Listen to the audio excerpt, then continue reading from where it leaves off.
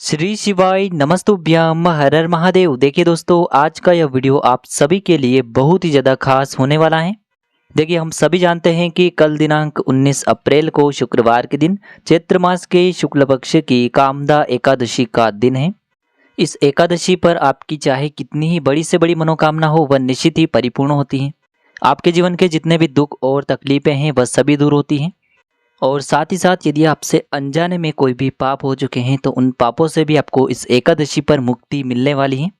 तो देखिए, इस दिन आपको कामदा स्वदा वाला बहुत ही चमत्कारिक उपाय करना है, जो कि पूज्य गुरुदेव की ही कथा को सुन करके और समझ करके ही आपको समझाने का पूरा प्रयास करेंगे। लेकिन उससे पहले वीडियो को लाइक करें, चैनल को सब्सक्राइब करें और कमेंट में श्री शिवाय नमस्तुभ्यम या फिर ओम नमः शिवाय जरूर लिखें। देखिए, आज के इस पूरे ही वीडियो में हम आपको 3 महा उपाय बताने वाले हैं, जो कि आपको इस नवरात्रि के बाद पड़ने वाली विशेष एकादशी पर ही करने हैं। तो चलिए दोस्तों, जान लेते हैं सबसे पहले विशेष उपाय के बारे में। देखिए, यह जो उपाय है विशेषकर कामदा स्वदा वाला उपाय है, जो कि आपको कामदा एकादशी पर ही करना है। देखिए, यदि आपके जीवन में दुख जो है वह खत्म होने का नाम ही नहीं ले रहे हैं, एक के बाद एक दुख आपके जीवन में आते ही रहते हैं, जीवन में हमेशा कोई ना कोई समस्या बनी रहती है, चाहे किसी भी प्रकार की समस्या हो या फिर जीवन में किसी भी प्रकार की मनोकामना हो जो अभी तक परिपूर्ण नहीं हो पाई है, तो आपको इस विशेष कामदा एकादशी पर यह उपाय करना है।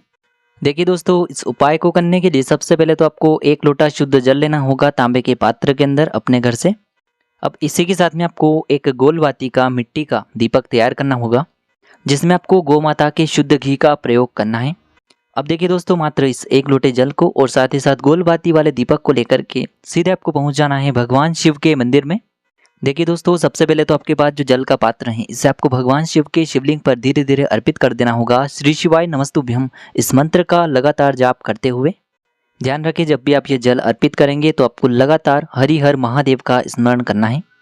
देखिए, जैसे ये जल शिवलिंग से होकर के जलाधारी की ओर बह करके आएगा तो इस जल का आपको कुछ भाग अपने सीधे हाथ में झेल करके स्वयं के ऊपर छिड़काव कर लेना है। अब देखिए दोस्तों, आपको एक कार्य करना है। शिवलिंग के सामने जो नंदी महाराज होते हैं उनके पास आपको बैठना है और वहां से आपको स्वदा स्वदा स्वदा इस नाम का 3 बार जाप करना है। देखिए, पूज्य गुरु जी ने बताया है कि आपके जीवन में कई प्रकार के जो दुख चल रहे हैं उसका एक कारण आपके पितृ हैं, यानी कि आपके पूर्वज हैं। तो जब भी आप स्वदा नाम का स्मरण करके हरिहर महादेव का स्मरण करते हुए जल अर्पित करते हैं तो इसका कुछ भाग आपके पितरों के खाते में जाता है और आपके जो पितर हैं वह इससे प्रसन्न होकर के आपको दोनों हाथों से आशीर्वाद देकर के जाते हैं। अब देखिए दोस्तों, अंत में जो आप एक गोलबाती का दीपक तैयार करके लेकर के आए थे, इससे आपको जब भी आप मंदिर से बाहर निकलेंगे तो आपको मंदिर की चौखट के उल्टे तरफ इस दीपक को प्रज्वलित कर देना है। अब दोस्तों, हम जान लेते हैं दूसरे विशेष उपाय के बारे में। देखिए, पूज्य गुरु जी ने बताया है कि जो भी व्यक्ति एकादशी पर यह उपाय करता है तो इससे आपके जीवन में जो भी धन की समस्या है वह दूर होती है। साथ ही साथ किसी भी शत्रु की नज़र यदि आपके ऊपर है जो आपकी सफलता में आड़े आ रही है तो ऐसी नज़र का भी यह जो उपाय है क्षय करता है। यदि आप कोई भी कार्य करते हैं बार बार असफल हो जाते हैं तो आपको यह 1 चुटकी हल्दी का उपाय जरूर करना है। देखिए, यह जो उपाय है आपको अपने हर प्रकार के कार्य में सफलता की प्राप्ति करवाने वाला है और साथ ही साथ ये उपाय आप अपने बच्चों की तरक्की के लिए, उनके उज्जवल भविष्य के लिए भी कर सकते हैं। तो देखिए, इस उपाय के लिए आपको 1 चुटकी हल्दी लेनी है। हल्दी आप पीसी हुई भी ले सकते हैं या फिर आपके पास यदि गांठ वाली हल्दी है तो इसे पीस करके आपको पाउडर के रूप में तैयार करना है। अब इसी के साथ में आपको एक गोल बाती का दीपक भी तैयार करना होगा, जिसमें आपको शुद्ध घी का प्रयोग करना होगा। अब देखिए, आपको ये जो उपाय है इस कामदा एकादशी पर प्रदोष काल के समय में, यानी कि शाम को सूर्यास्त के बाद ही करना है। देखिए, एकादशी की तिथि पर न तो हम तुलसी जी में जल अर्पित कर सकते हैं, न ही हम उन्हें स्पर्श करते हैं। इसीलिए हम मात्र एक दीपक ही तुलसी जी के समक्ष प्रज्वलित करेंगे और यह जो दीपक है विशेषकर हम भगवान विष्णु के निमित्त प्रज्वलित करेंगे, इसीलिए हमने इसमें गोल बाती का प्रयोग किया है। देखिए दोस्तों, सबसे पहले तो आपके पास जो गोल बाती का दीपक है इसे आपको तुलसी जी के पास में ही प्रज्वलित कर देना होगा। ओम नमो भगवते वासुदेवाय इस मंत्र का जाप करते हुए। और आपको भगवान विष्णु से प्रार्थना करनी है कि हमारे जीवन में जो भी गुप्त शत्रु हैं उनका विनाश हो, इसीलिए हमने आपके निमित्त यह दीपक प्रज्वलित किया है।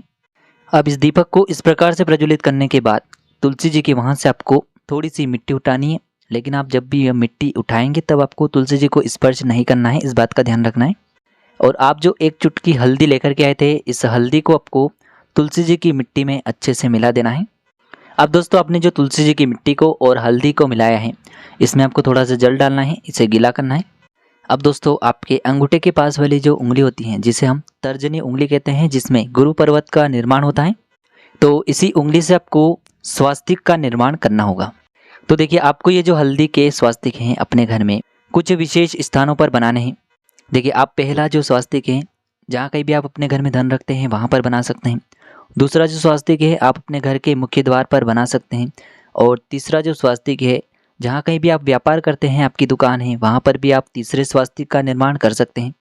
ध्यान रखें दोस्तों, जब भी हम एकादशी की तिथि पर तुलसी जी की मिट्टी से स्वास्तिक का निर्माण करते हैं तो इससे हमारे जीवन में धन की प्राप्ति होती है और हमारे जीवन में जो भी सफलता के मार्ग में अड़चनें आ रही हैं वह सभी भी दूर होती हैं।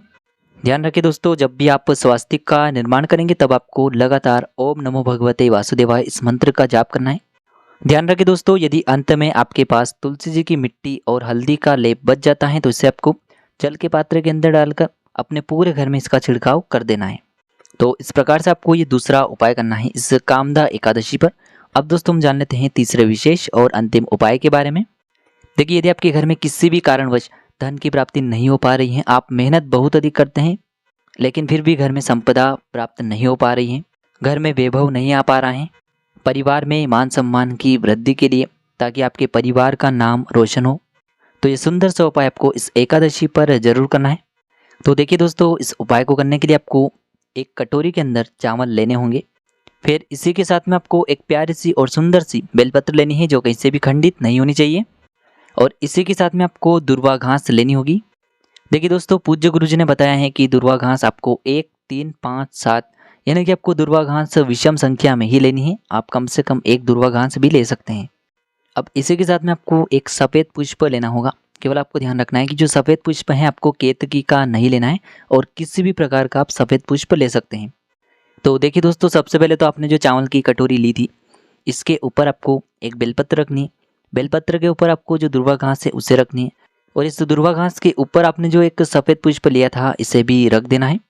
अब देखिए इस चावल की कटोरी को और साथ ही साथ इन सभी सामग्रियों को आपको वहाँ से उठाना है और जहाँ कहीं भी आप अपने घर में मटका रखते हैं यानी कि पानी पीने का आपके घर में स्थान है, तो वहाँ पर आपको अपनी धन संपदा की कामना करते हुए ये जो कटोरी है इससे रख देना है। पूज्य गुरु जी ने बताया है यदि आपके वहाँ पर आरओ लगा हुआ है तो आरओ के पास में भी आप इस कटोरी को रख सकते हैं और इसी कटोरी के पास में आपको एक मिट्टी के गुलबाती का दीपक भी प्रज्वलित करना है जिसमें आपको शुद्ध घी का प्रयोग करना है। अब देखिए ये जो कटोरी है आपको कम से कम 3 घंटे तक अपने मटके के वहाँ पर ही रखे रहने देनी है। 3 घंटे के बाद आपको ये जो कटोरी है इससे वहाँ से उठानी है और साथ में आपको एक तांबे के पात्र के अंदर शुद्ध जल लेकर के पहुँच जाना है सीधे भगवान शिव के मंदिर में। देखिए सबसे पहले तो आपके पास जो एक लोटा शुद्ध जल है इसे आपको धीरे धीरे भगवान शिव के शिवलिंग पर ही अर्पित कर देनी है। श्री शिवाय नमस्तुभ्यम या फिर ओम नमः शिवाय इस मंत्र का लगातार जाप करते हुए। अब देखिए दोस्तों, आप जो चावल की कटोरी के अंदर एक बेलपत्र, एक दुर्वा घास और एक सफ़ेद पुष्प लेकर के आए थे, इन्हें आपको निकालना है और इन सभी को आपको एक साथ भगवान शिव के शिवलिंग पर ही अर्पित कर देने हैं। देखिए सबसे पहले तो आपके पास जो बेलपत्र हैं इसे आपको शिवलिंग पर अर्पित करनी है। बेलपत्र की डंडी आपको जलाधारी की ओर रखनी है, चिकनी साइड शिवलिंग से स्पर्श रखनी है।